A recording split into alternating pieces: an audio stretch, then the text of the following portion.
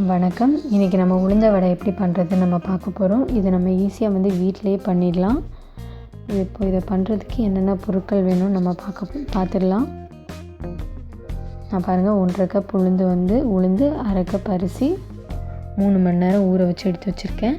அப்புறம் இஞ்சி, பச்சை மிளகாய் நல்லா குட்டி குட்டியாக நறுக்கி வச்சுருக்கேன். அப்புறம் 1 டீஸ்பூன் சீரகம், 1 டீஸ்பூன் மிளகை இடித்து வச்சுருக்கேன். அப்புறம் கொஞ்சம் கொத்தமல்லி தழை குட்டி குட்டியாக கட் பண்ணி வச்சுருக்கோம். ஒரு பெரிய வெங்காயம் குட்டி குட்டியாக நறுக்கி வச்சுருக்கோம். அப்புறம் கருவேப்பிலை குட்டி குட்டியாக கட் பண்ணி வச்சுருக்கோம். இப்போ என்னென்ன பொருட்கள் வேணும்னு நம்ம பார்த்துட்டோம். இப்போ இதை எப்படி பண்ணுறதுன்னு நம்ம பார்த்துடலாம். ஃபஸ்ட்டு மிக்சியில் நம்ம ஊற வச்சுருந்த உளுந்து அரிசி 2 சேர்த்து அரைக்க போகிறோம். இது அரைக்கிறதுக்கு நம்ம மேக்ஸிமம் 4 ஸ்பூன் தண்ணி சேர்த்துக்கலாம். அதுக்கு மேலே சேர்க்கவே கூடாது.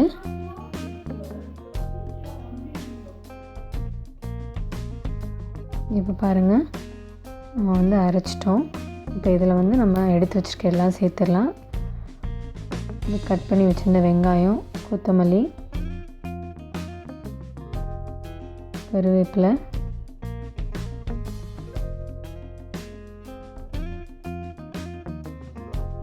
ஜீரகம், மிளகு, இஞ்சி, பச்சை மிளகாய் எல்லாமே ஆட் பண்ணிட்டோம். இப்போ இதை நல்லா மிக்ஸ் பண்ணிடலாம்.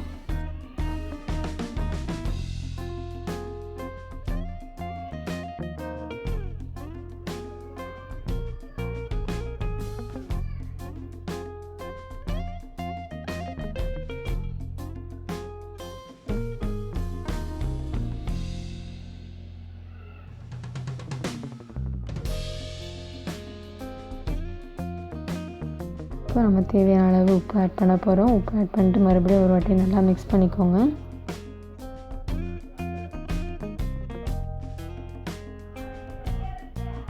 இப்போ அவ்வளோதாங்க, நம்ம வடை போட ஆரம்பிச்சிடலாம்.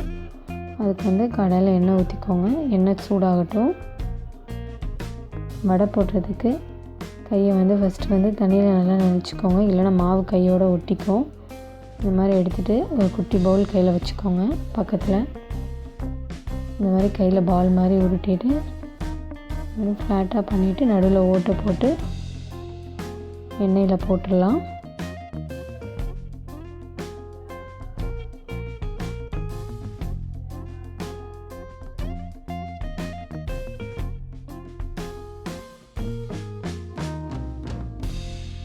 ஒவ்வொரு வாட்டி வடை தட்டுறதுக்கு முன்னாடி தண்ணியில் கையை நனைச்சி கொட்டு தட்டிக்கோங்க. அப்போ தான் இந்த மாதிரி வடை ஈஸியாக எண்ணெயில் விழும்.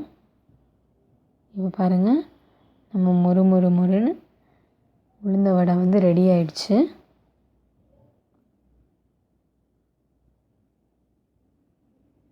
பாருங்கள்,